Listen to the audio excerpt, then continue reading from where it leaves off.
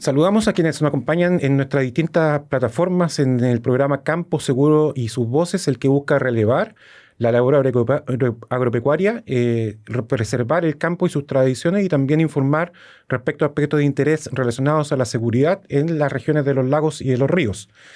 La compra de tierra por parte de CONADI ha sido un factor de preocupación permanente, toda vez que algunos grupos violentos han mal utilizado esta ley de desarrollo indígena para cometer delitos y también exigir la compra de CONADI por medio de acciones violentas. Y para informarnos con mayor profundidad en este proceso de compra de tierra y particularmente cómo funciona la ley de desarrollo indígena en este ámbito, quisimos invitar a Sergio Borges, exdirector de CONADI en el periodo 2018 y 2022, y a quien queremos agradecer su presencia y acompañarnos en este microprograma. Sergio. Hola Francisco, ¿qué tal? Mucho gusto en saludarte, saludar también a todos los que están viendo este programa. Agradezco la invitación porque es muy importante poder conversar sobre estos temas y otros.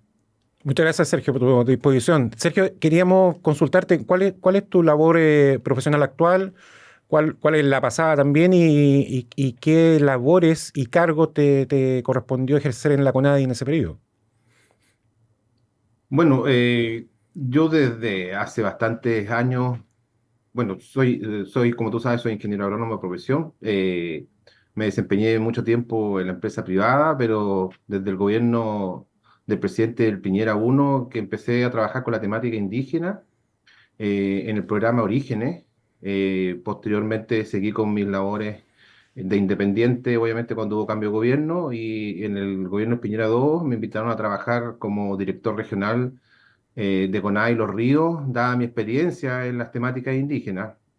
Y bueno, hoy en día bueno, ese cargo fue con alta dirección pública, a pesar de que yo debí permanecer, fui ratificado hasta el año presente, el 2024. El director regional, o sea, perdón, el director nacional anterior, que ahora se retiró en su minuto por presentarse a la gobernación, no sé, algo así, me pidió, cuando hubo cambio de gobierno, me pidieron la renuncia no voluntaria. Y actualmente lo que hago, tengo una consultora y hago asesorías básicamente de temática indígena. Soy consultor en gestión territorial indígena.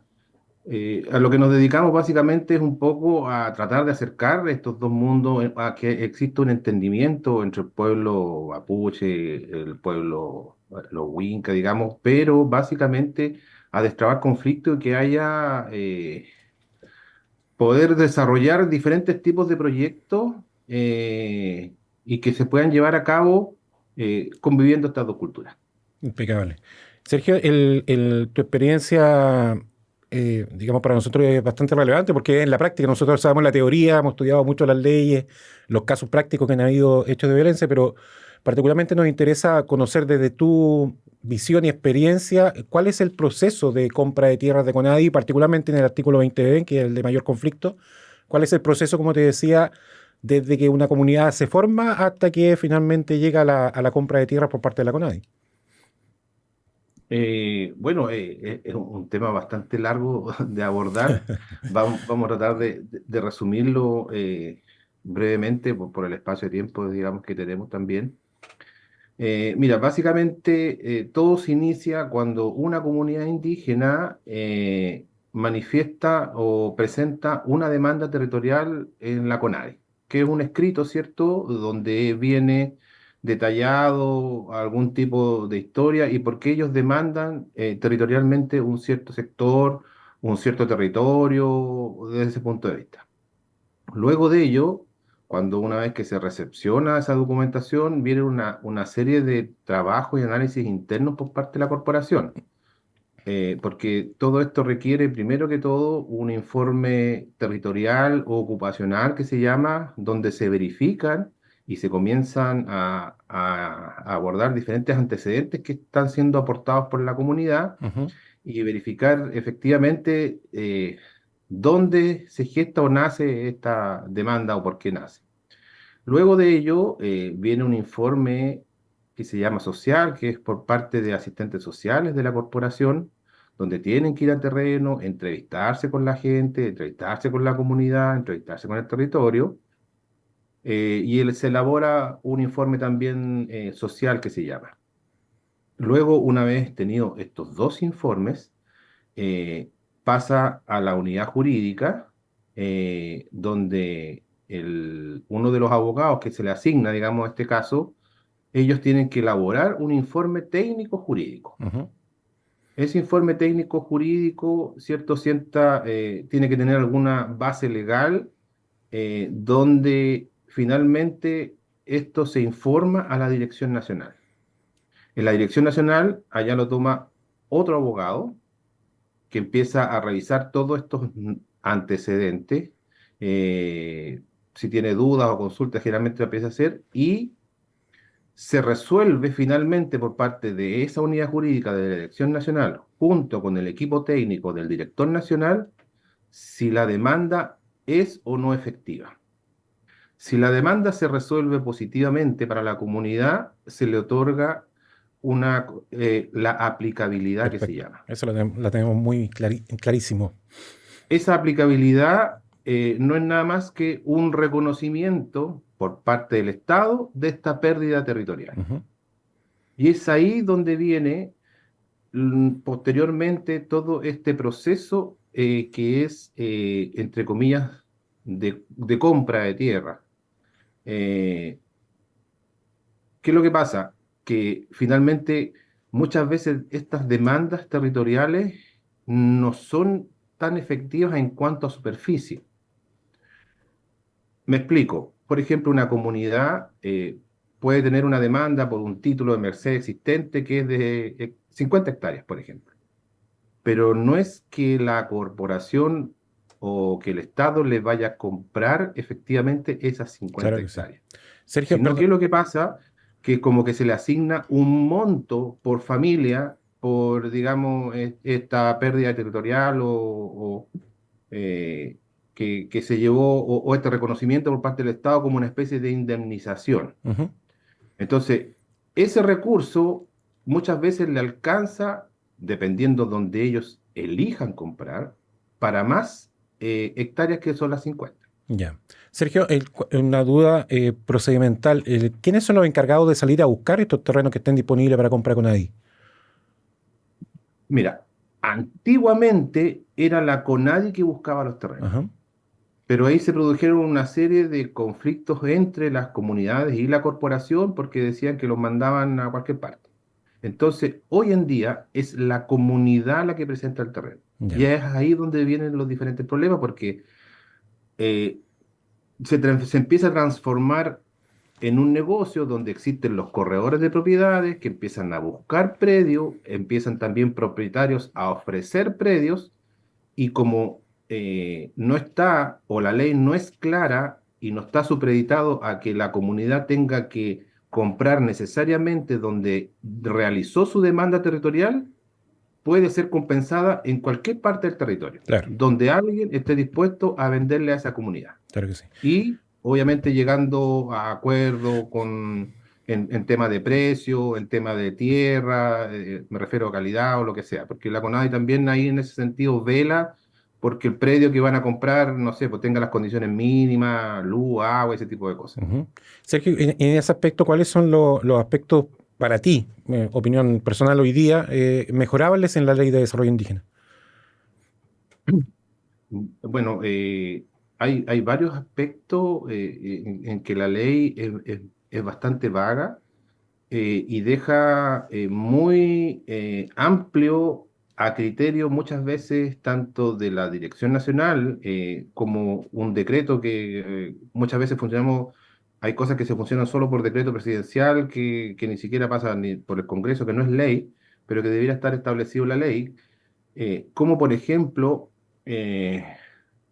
este mismo tema de la compra de tierra.